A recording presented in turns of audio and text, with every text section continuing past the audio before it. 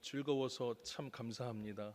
오늘 찬양하신 우리 26부터 다 일일이 호명하자니 길지만 26, 27, 28, 29, 30, 31 여순교회 회원분들, 저는 신디나 피아노로 할 줄 알았는데 MR이 흘러나올 줄은 꿈에도 미처 몰랐습니다. 세련되셨습니다. 그렇다고 피아노나 또 신디로 하는 게 세련되지 않다는 말이 아니라 그냥 그렇다고요. 여러분들 이해해 주시면 되겠습니다. 지난달 오후 예배 때 제가 회복의 시작에 대한 이야기를 좀 나누었죠. 크게 두 가지가 회복의 시작이었습니다. 유다의 첫 번째 하나는 뭐냐면 유다에 대한 하나님의 엄중한 선언이었습니다. 시간이 흘러 나중에 구원은 하겠지만 너희들을 죄가 없는 것처럼 하지는 않겠다라고 하는 선언이었습니다. 이 말인즉 충분한 고통이 있을 거라는 것입니다. 놀라운 것은 이 일이 실제로 이루어졌으며 유다 백성들은 충분히 고통당했습니다. 포로로 끌려가서 70년을 고생하며 살았죠. 솔직히 말이 70년이지 사실 7일의 고통도 어려운 것 아니겠습니까? 7일 동안 계속해서 고통이 있다고 생각해 보세요. 그것도 얼마나 깁니까? 그런데 70년을 그렇게 살았습니다. 그러니 유다 백성들은 충분히 고통당했다고 할 수 있고 그것이 곧 뭐였습니까? 이스라엘의 회복의 시작이었던 것입니다. 그리고 또 다른 하나가 있었죠. 그게 뭐냐면 유다를 괴롭혔던 수많은 주변국들, 그 나라들이 다 어떻게 됐습니까? 심판받는 것이었습니다. 대표적으로 애굽과 블레셋이 심판을 받았고요. 모압과 암몬 역시도 하나님의 심판을 받았습니다. 뿐만 아니라 당대 패권을 쥐고 있던 바벨론이라고 하는 어마어마하게 큰 나라까지도 하나님의 심판을 통해서 완전히 망하게 되었던 것입니다.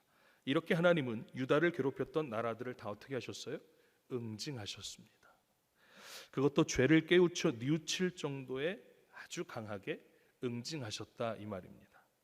이와 같이 두 가지 일이 이스라엘의 회복의 시점에 있었던 하나님의 뜻이었고 하나님의 계획이었습니다. 그래서 제가 이런 말씀을 드렸어요. 회복의 시작이 곧 징계일 수 있다라고 말씀을 드렸습니다. 어쩌면 징계가 회복의 시작이라는 것이 의아할 수도 있겠지만 그것은 어디까지나 인간적인 생각이고 하나님의 생각으로는 회복의 시작이요 사랑과 은혜가 먼저가 아니라 징계와 응징일 수 있다라는 것이죠. 사랑하는 여러분, 다시 한번 말씀에 의지하여 말씀을 드리면 덮어놓고 사랑하는 것 그리고 덮어놓고 은혜가 있어지는 것 그것이 먼저가 아님을 저와 여러분들이 기억할 수 있기를 바랍니다. 따라서 이 말씀에 동의가 되고 믿어지는 분들은 비록 사랑과 은혜는 아니겠지만 징계와 응징 속에서도 하나님의 일하심을 기대하고 소망을 품게 되시기를 간절히 축복합니다.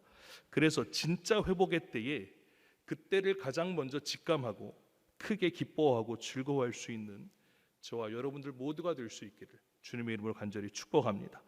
이렇게 지난달에 회복의 시작에 대한 이야기를 했기에 오늘은 회복의 과정에 대한 이야기를 좀 해보려고 합니다. 시작했으니까 과정이 있어야 될 것 아니겠습니까?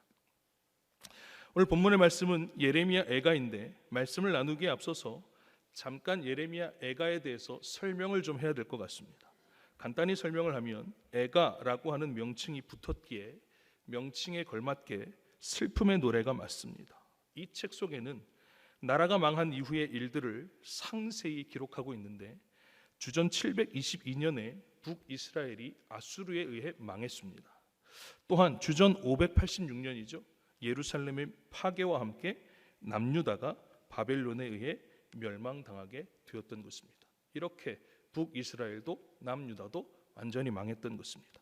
그래서 그 이후의 일을 기록하며 그때의 그 슬픔과 아픔을 생생하게 잘 표현하고 있는 책이 바로 이 예레미야 애가입니다. 쉽게 이야기하면 국가적인 참사 앞에선 이 저자의 슬픔이 고스란히 담겨져 있는 책이라는 것입니다. 놀라운 것은 예레미야 애가라고 하는 명칭이 붙었잖아요. 또 이상하게 예레미야 다음에 있잖아요. 그래서 예레미야 애가의 저자가 예레미야라고 생각하기 쉽지만 최근에 많은 성서학자들의 연구에 의하면 예레미야를 저자로 보지 않는 추세입니다. 예전까지는 그랬지만 최근엔 그렇게 보지 않는다라는 것이죠.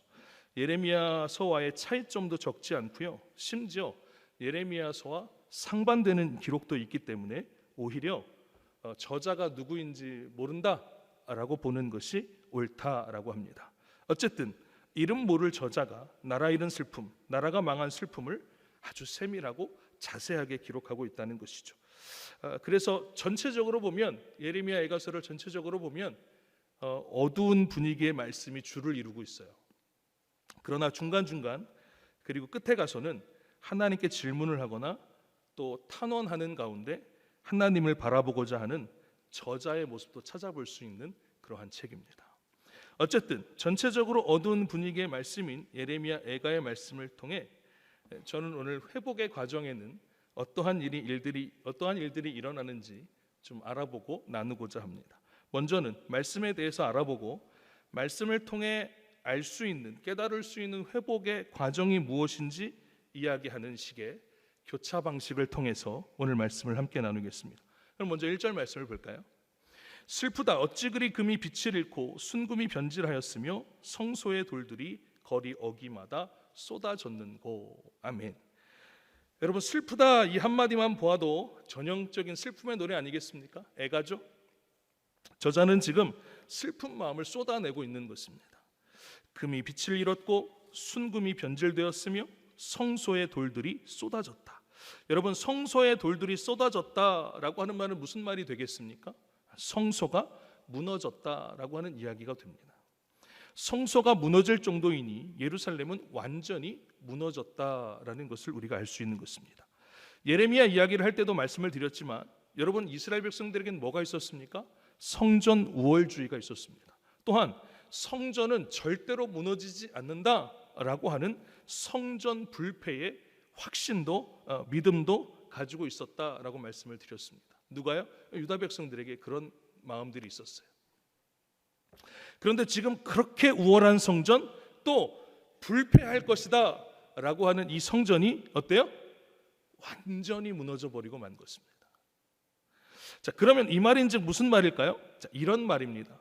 나라가 처참한 참사를 당한 것도 당한 것이지만 이스라엘 백성들의 마음이 어땠을까요? 완전히 무너져 버린 상태가 되었다라는 것입니다. 요즘 흔히 사용하는 말로 이야기하면 패닉 상태 혹은 그로기 상태라는 것이죠. 쉬운 말로 할까요? 쉬운 말로 하면 제정신 아닌 상태입니다. 따라서 저자 역시도 그러한 상태에서 한탄과 아픔을 쏟아내고 있는 것이다 라고 이야기할 수 있겠습니다. 자, 그러면 1절 말씀을 통해 알 수 있는 회복의 과정은 무엇일까요? 따라해 봅시다. 왔다 갔다 오락가락 할 수 있습니다. 왔다 갔다 오락가락 할 수 있다 이 말입니다. 사람이요 왔다 갔다 하고 오락가락 할 수 있습니다. 그리고 그것이요 회복의 과정 중에 있을 수 있다 이 말입니다. 물론 회복의 과정에 있다고 계속해서 올라가는 일만 있으면 참 좋겠죠. 그런데 여러분, 많은 경우에 그게 그렇지가 않습니다. 왔다 갔다 하고 또 오락가락 할 수 있습니다. 얼마든지요. 사랑하는 여러분, 예레미야 애가 3장을 보면요, 이 저자가요 하나님께 기도하고 있음을 보게 됩니다. 말씀을 읽어보면 아주 간절하게 하나님께 기도합니다. 심지어 예레미야 애가 3장 40절 말씀을 볼까요? 여러분, 예레미야 애가 3장 40절 말씀을 보면 제가 봉독하겠습니다. 우리가 스스로 우리의 행위들을 조사하고 여호와께로 돌아가자. 아멘. 여러분, 이 고백이요 굉장한 고백 아닙니까? 우리 스스로 자복하고 하나님께로 돌아가자. 여러분, 이 고백이 얼마나 위대한 고백입니까? 자, 그러면 이 위대한 고백을 하나님 앞에서 했어요. 하나님 앞에 간절히 했어요. 야, 우리 자복하고 하나님께로 돌아가자. 이렇게 기도했습니다. 자, 그러면 그 다음 뭡니까? 돌아가면 될 일입니다. 그렇죠?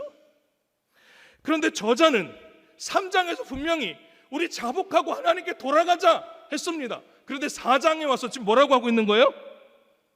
애가를 하고 있는 것입니다. 슬픈 노래를 하고 있다는 것입니다. 쉽게 이야기하면 3장에서 그 위대한 고백, 그 대단한 고백, 야 우리 여호와 하나님께 돌아가자 이렇게 했습니다. 그런데 4장에 와가지고 그만 뭐라고 하는 거예요? 아이고 하나님, 근데 나 너무 슬퍼요. 어쩌려고 이러시는 거예요? 여러분 이러고 있다니까요. 이게 도대체 뭐냐고요. 사랑하는 여러분, 무슨 말인지 이해가 되십니까? 너무도 분명한 것은 회복의 과정이라고 해서 막 올라갈 것만 같아요. 이제 우리 올라가는 일만 남았다, 잘 되는 일만 남았다, 그렇죠? 그런데 그게 그렇지가 않다는 거예요. 오히려 뭐예요? 왔다 갔다 할 수 있고요, 오락가락 할 수 있다 이 말입니다. 사랑하는 여러분, 곰곰이 저와 여러분들의 삶을 한번 되돌아보시기를 바랍니다. 지금 내 모습이요, 혹시라도 왔다 갔다 하거나 막 하루에도 12번씩 마음이 변하십니까? 오락가락 하십니까? 그래서 그것을 막 이상하게 여길 수도 있는데 중요한 것은 뭡니까? 그것을 이상하게 생각하지 말라는 것입니다. 여러분, 그럴 수 있다고 생각하시기를 바랍니다. 얼마든지 그럴 수 있습니다. 그리고 중요한 것이 있는데 그렇게 하는 것이 회복의 과정임을 믿어야 한다라는 것입니다. 따라서 회복하기 위하여서 포기하지 마시기를 바랍니다. 오락가락하고 왔다 갔다 한다고 해서 절대로 포기하지 않는 저와 여러분들 될 수 있기를 주의 이름으로 간절히 축복합니다. 그 다음 2절 말씀 볼까요? 순금에 비할 만큼 보배로운 시온의 아들들이 어찌 그리 토기장이가 만든 질항아리 같이 여김이 되었는고. 아멘. 여러분, 이건 무슨 말입니까? 하나님께 선택받았던 그 귀하고 복된 민족들이 어째서 토기장이가 만든 질항아리와 같이 되었는가라고 하는 말입니다. 그런데 여러분, 토기장이가 만든 질항아리와 같이 되었다라는 말이 잘 이해가 안 되시죠? 사실 이거 간단한 말인데, 여러분, 토기장이가요 열심히 토기를 만들었고 또 구웠습니다. 그런데 그만 그 토기가 마음에 들면 좋은데 그 토기가 마음에 들지 않는 거예요. 자, 그러면 토기장이가 열심히 만들고 구운 그 토기를 어떻게 합니까? 마음에 안 드는 토기 어떻게 할까요? 휙 던져서 깨버립니다. 그렇죠? 지금 그것을 이야기하는 거예요. 하나님께 선택받았던 그 귀하고 복된 민족이 하나님을 떠났기에 이제는 하나님께서 던져서 깨버린 질항아리와 같은 사람들이 되어버렸는가, 이런 말입니다. 이런 한탄입니다. 그래서 저자는 지금 뭐예요? 그 상황이 너무 슬픈 거예요. 너무 비참한 거예요. 어째서 우리가 이렇게 됐는가? 자, 그러면 이 2절 말씀을 통해 알 수 있는 회복의 과정은 무엇이겠습니까? 역시 한번 따라해 보실까요? 하나님이 하셨음을 인정해야만 합니다. 사랑하는 여러분, 저자는요 이스라엘 백성들이 당한 이 일이 하나님께서 하신 일임을 알았습니다. 이 말은 다른 말로 바꿔서 이야기하면 하나님께서 아무런 이유나 아무런 까닭 없이 이 일을 하시는 것이 아니라 분명한 이유와 분명한 까닭이 있다라는 것이죠. 그것이 뭘까요? 네, 하나님 앞에 범죄하였고 결국은 하나님을 떠난 것 때문이었습니다. 그렇다면 회복의 과정에서 꼭 있어야 할 것이 바로 이것이라는 것입니다. 하나님께서 망하게 하셨음을 믿는 것입니다. 하나님께서 망하게 하셨음을 고백하는 것입니다. 뿐만 아니라 하나님께서 이 모든 일을 주관하고 계신다라고 하는 사실을요 저와 여러분들이 깨달아야만 할 것입니다. 더욱이 그렇게 하신 이유가 뭐라고요? 우리들의 범죄와 하나님을 떠난 것 때문입니다. 사랑하는 여러분, 오늘 저와 여러분들이 이것을 인정하십니까? 앞서도 이야기했지만 오늘 우리가 살고 있는 이 현실이 무너졌고 망했다고 그렇게 생각하십니까? 또한 우리의 공동체도 무너졌고 망했다라고 여겨지십니까? 그렇다면 그것은 다 하나님께서 하셨습니다. 이유는 뭡니까? 저와 여러분들의 범죄와 저와 여러분들이 하나님을 떠난 것 때문입니다. 사랑하는 여러분, 이것을 인정하느냐 이 말입니다. 만일 이것이 인정되지 않으면 회복의 길은 그저 상상 속에서는 있을 법한 일이 될 것입니다. 그러나 우리들의 범죄와 하나님을 떠난 것을 인정하게 될 때에 회복은 이미 진행 중임을 믿습니다. 그러니 곰곰이 한번 생각해 보시길 바랍니다. 나의 범죄와 하나님을 떠남은 무엇인지, 심지어 내가 직접적으로 하나님을 떠나는 것, 범죄하는 것 주도하지는 않았지만 그 죄를 방관하고 있지는 않았는지, 나의 일이 아니라고 하면서 애써 외면하며 그저 가만히 앉아가지고 아이고 하나님 알아서 하시겠지, 그렇게 떠밀고만 있지는 않았는지. 사랑하는 여러분, 기도할 때가 있고요, 행동할 때가 있습니다. 아니 엄밀히 말하면 둘 다 해야 하는 거예요. 둘 다. 누가 뭐라고 해도 오늘 우리가 당한 무너짐과 아픔은 우리의 범죄함과 하나님 떠남으로 인해 하나님께로부터 온 것이기에 둘 다 해야만 하는 것입니다. 하나님께 자복하는 것은 물론이고 다시금 하나님과의 인격적인 관계로 돌아가려고 해야만 할 것입니다. 아울러 다시는 그러한 범죄함이 없도록 응징할 것들은 응징하고 사죄할 것은 사죄해야만 하는 것입니다. 그렇지 않으면 토기장이신 우리 주님께서 토기인 저와 여러분들을 부숴버리셔도 저와 여러분들은 할 말이 없는 것입니다. 그러니 하나님께서 이 모든 일을 하셨다라는 것 인정하는 것이 회복의 과정 중에 있어야 할 일임을 기억하시고 하나님의 주권을 인정하게 되시기를 주님의 이름으로 간절히 축복합니다. 그 다음 3절로 10절까지의 말씀을 한꺼번에 봐야 되는데 너무 길기 때문에 말씀을 봉독하지는 않겠습니다. 다만 말씀의 내용을 살펴보면 뭡니까? 한마디로 하면 이스라엘의 참상에 대한 구체적인 기록들이에요. 그러면 어떠한 참상들이 있었는지 좀 살펴보겠습니다. 3절과 4절 말씀을 보면 짐승들도 젖을 주어 자신들의 새끼를 먹으는데 이스라엘 백성들은 어떻게 했다고요? 아이들이 떡을 달라고 해도 줄 수가 있어요? 없어요? 줄 수가 없었습니다. 이유는 뭡니까? 가난하니까, 없으니까, 아무것도 없으니까. 나라가 망해서 완전히 가난하게 되어버리기에 먹을 것이 없었던 것입니다. 막말로 먹고 죽으려고 해도 먹을 것이 없는 정도였습니다. 그런데 더욱 심각한 것은 가난하고 헐벗은 사람들만 먹을 것이 없었던 것이 아닙니다. 여러분 5절 말씀 보면 뭐라고 합니까? 맛있는 음식을 먹던 자들이나 붉은 옷을 입던 자들이 거리로 나왔다라고 기록하고 있습니다. 이뿐만 아니라 7절과 8절 말씀에서도 뭐라고 합니까?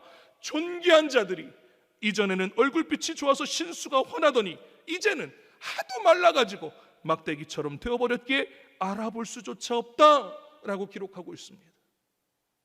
그러면 이것은 무엇을 말하는 것입니까? 가난한 사람들은 물론이었고 부유하고 힘 있는 사람들도 가난한 사람들과 별반 다를 것 없이 비참하고 처참한 삶을 살았다라고 하는 이야기가 되는 것입니다. 사랑하는 여러분, 부자는 망해도 3년은 간다면서요?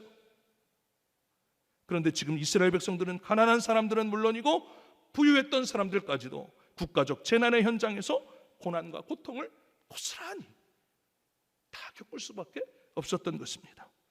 이 밖에 저자는 9절 말씀을 통해서 이렇게도 이야기해요. 칼에 죽은 자들이 굶주려 죽은 자들보다 낫다.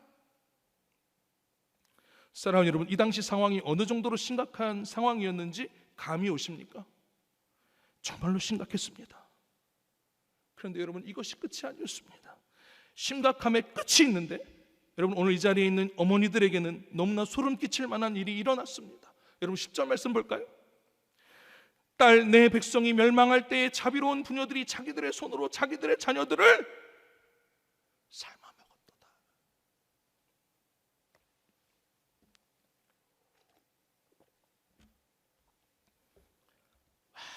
정말 뭐라고 이야기를 해야 할지 이게 지금 말이 안 나올 지경 아닙니까? 앞서 예배드리기 전에 올라올 때 우리 이미애 집사님이 성경 봉독을 하잖아요. 근데 하필이면 이 10절 말씀을 읽고 자녀들을 삶아 먹었도다 하고 아멘을 해야 되는 게 이게 좀 마음이 심란하다고 그렇게까지 말씀하셨는데, 여러분 망한 이스라엘, 망한 예루살렘에는 상상하기에도 끔찍한 일이 일어나고 있었습니다.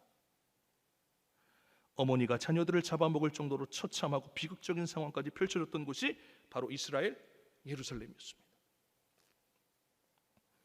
계속해서 이야기하지만 이런 처참하고 비극적인 일이 일어난 이유가 뭐였습니까? 하나님께 범죄하고 하나님을 떠남으로 말미암아. 그런데 여러분, 정말 놀라운 것은 뭐냐? 이 처참하고 비극적인 상황 속에서도 우리는 뭐예요?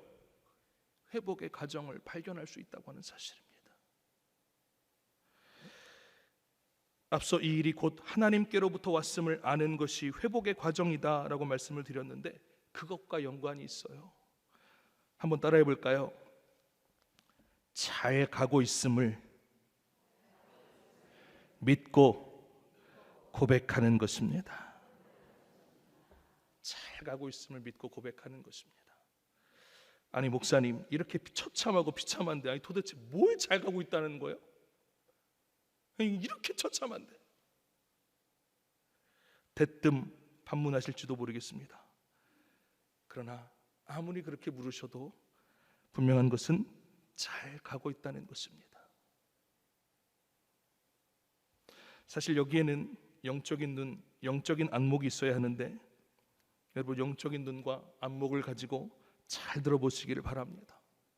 여러분, 이 일을 누가 시작하셨다고요? 이 엄청난 일을 누가 시작하셨다고요?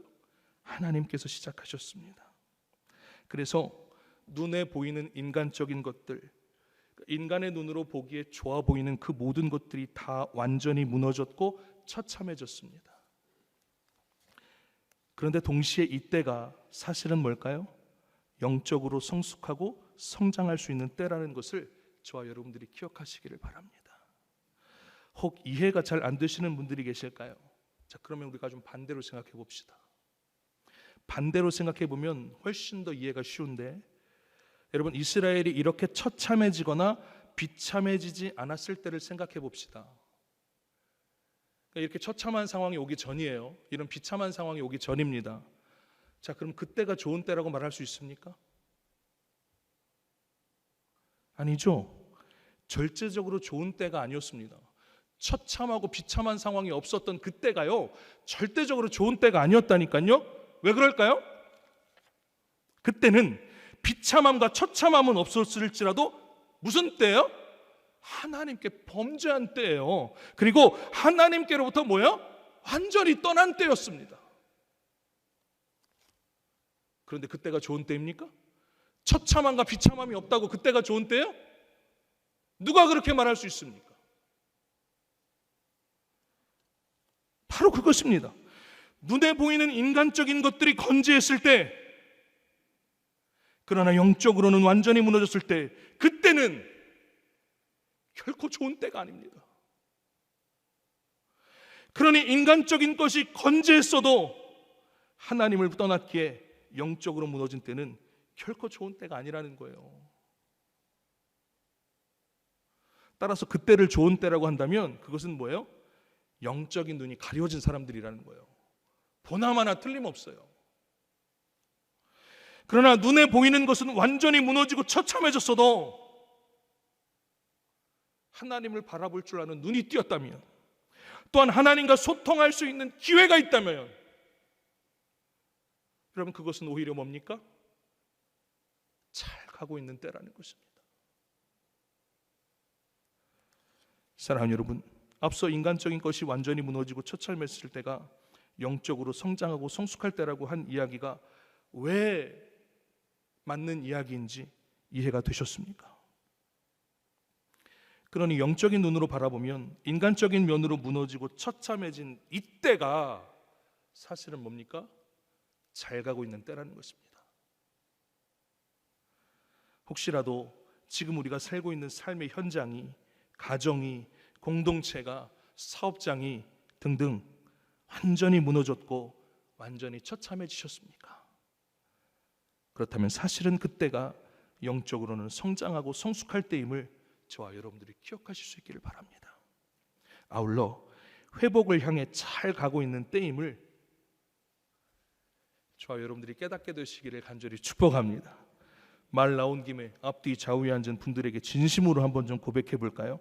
이름과 직분을 불러가면서 아주 정중하게 고백해 보겠습니다. 아무개 성도님, 우리 잘 가고 있는 겁니다. 자, 시작.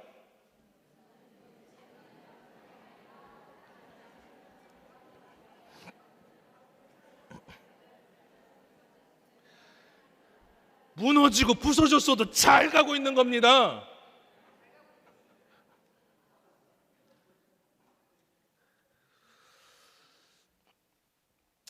사랑하는 여러분, 지금요 잘 가고 계시는 겁니다. 빈말 아니고 참말입니다.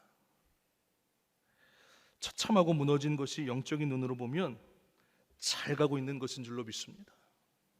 이건 비밀인데 제 개인적으로도 한참 힘들 때 이 믿음으로 버텼습니다. 여러 가지 안 좋은 이야기들, 말도 안 되는 제재들로 인해서 마음이 아프게도 하고 답답하게도 하고 슬프게도 하고 뭐 화가 나기도 하고 막 별의별 마음이 다 들어요. 진짜 하루에도 수십 번씩 막 마음이 막 울컥울컥 하는 거예요. 아무도 내 편이 없는 것 같고 혼자서만 고군분투하는 것만 같고, 그때에 이 믿음과 이 마음으로 버텼다 이 말입니다. 그래, 잘 가고 있다, 너 잘하고 있다, 그렇게 여기까지 왔습니다. 그래서 참 감사합니다. 물론 상황과 환경은 아직 완전히 바뀌지 않고 여전할지라도 말씀을 따라가다 보면 결국에는 평안과 평강이 임할 것을 믿기에 오늘도 주님의 말씀을 따라 한 걸음 한 걸음 가고 있는 것입니다. 바라기는 여러분들에게도 그와 같은 믿음과 마음이 가득할 수 있기를 주의 이름으로 간절히 축복합니다. 그래서 회복의 과정을 지나 반드시 회복을 이루는 저와 여러분들이 될 수 있기를 간절히 소원합니다. 우리들의 생각으로는 더딘 것 같으나 하나님의 시간표대로 가고 있음을 믿기에 거기에 소망을 품고 한 걸음 한 걸음 가보시지 않으시겠습니까? 그런데 그럼에도 불구하고 여전히 지금이 너무 힘들고 너무 고통스러운 분들이 계실까요? 그러한 분들에게 저자의 마지막 기도를 해답으로 제시하고 말씀을 맺겠습니다. 여러분, 예레미야 애가 5장 21절과 22절 말씀을 찾아볼까요? 마지막 끝장이에요. 예레미야 애가 5장 21절과 22절 말씀인데 오늘 본 말씀에서 한 장만 넘기면 되죠. 자, 다 치셨습니까? 예레미야 애가 5장 21절 22절 말씀을 우리 다 함께 좀 한 목소리로 봉독하겠습니다. 시작.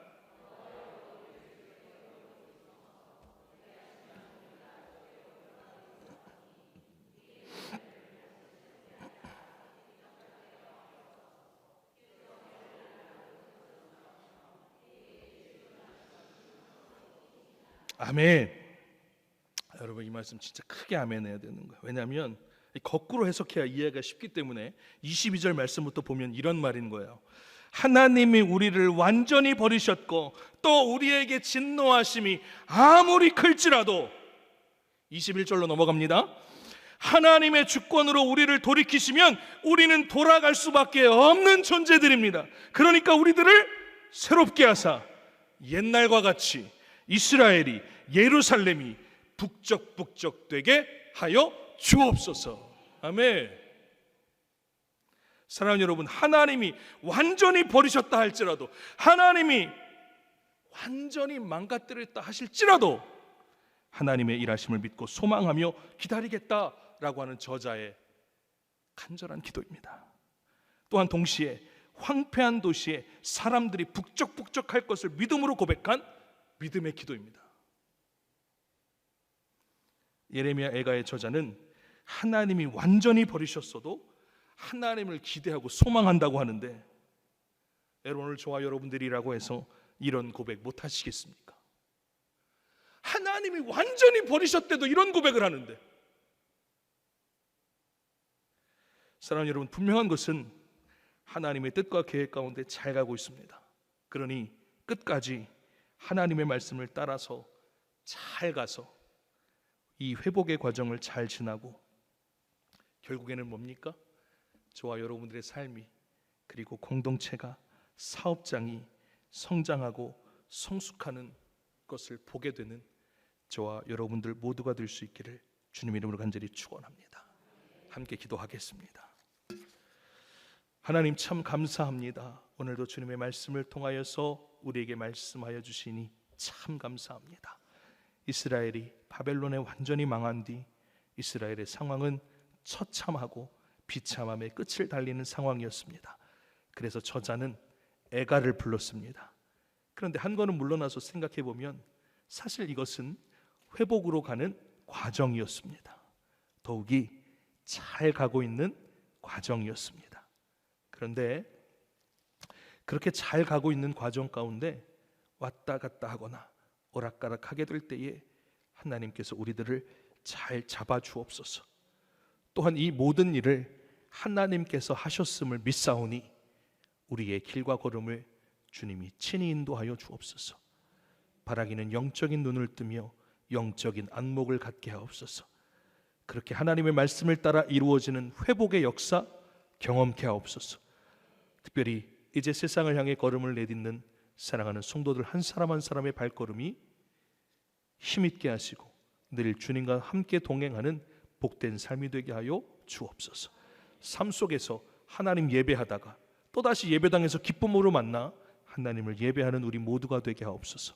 감사드리며 이 모든 말씀을 우리 주 예수 그리스도의 이름으로 기도하옵나이다. 아멘. 아멘. 목사님께서 교회 소식 전해주시겠습니다. 교회 소식 전하겠습니다. 새벽기도회, 심야기도회, 중보기도회 우리 기도하는 일에 힘써 주시기를 부탁의 말씀을 드리고요. 다음 주 추수감사주를 전교인 통합 예배로 오전 11시에 드립니다. 세례식 있을 것이고요. 세례에 해당하시는 분들은 이번 주 안에라도 꼭 말씀해 주시면 감사하겠습니다. 그리고 수능생을 위한 수능기도회 14일 목요일이죠. 오전 8시 30분에 믿음 예배실에서 했습니다. 어머니들 뿐만 아니라 수험생을 위해 기도하고자 하는 모든 분들은 오셔서 함께 기도할 수 있기를 바랍니다. 그리고 수험생 명단은 주보에 나와 있고요. 이들을 위해서 간절히 기도해 주시기를 바랍니다. 등산선교회 산행이 있습니다. 23일 토요일입니다. 문의는 이선호 권사님께 해주시면 되겠습니다. 교회에서 오전 7시에 출발한다고 하네요.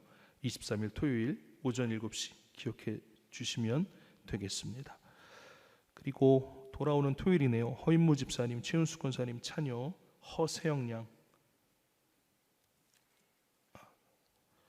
다음 주 토요일이군요. 돌아오는 토요일 낮 12시에 AW 컨벤션 테라스 볼룸에서 있습니다. 관계되신 분들은 가서 축하해 주시면 되겠습니다. 다른 것들은 주보를 참고하시면 될 것 같습니다. 찬송 325장 부르시겠습니다. 찬송 후에 목사님께서 축도해 주시겠습니다. 헌금하신 분들 있어서 호명하고 기도하겠습니다. 감사헌금 30여선교회에서 드렸고요. 한명현 어린이, 공희성 어린이 31여선교회에서 드렸고요. 28여선교회, 27여선교회, 26여선교회, 29여선교회 글로리아 찬양단에서 드렸고요. 1,000번째 헌금 정성숙 권사님이 드리셨습니다. 주일헌금 유치부, 유년부, 무명으로 드리셨습니다. 하나님 감사합니다. 오늘도 하나님 앞으로 나아오면서 빈손으로 나오지 아니하고 귀한 예물을 구별하여 드리는 손길 위에 복의 복을 더하여 주시옵소서. 하나님 마음을 드리고 물질을 담아 드리오니 마음은 흠양하여 주시고 물질은 하나님의 때에 하나님의 방법으로 잘 사용되어지게 하여 주옵소서.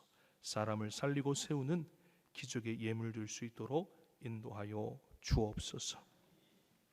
이제는 우리 주 예수 그리스도의 은혜와 하나님 아버지의 넓고 크신 사랑과 성령님의 감화감동 교통 역사하심이 오늘 예배하며 말씀을 듣는 가운데 영적인 눈을 뜨고 영적인 안목을 가져 잘 가고 있음을 깨닫고 내 생각과 내 경험으로서의 회복이 아니라 말씀대로 이루어지는 회복을 기대하며 소망하는 사랑하는 안산성공교회 모든 성도들 머리 위에 각 가정 위에 삶 위에 일터 위에 사업장 위에 사랑하는 자녀들 위에 또 시험을 앞두고 있는 수험생들 머리 위에 이제로부터 영원토록 함께 하시기를 간절히 축원하옵나이다.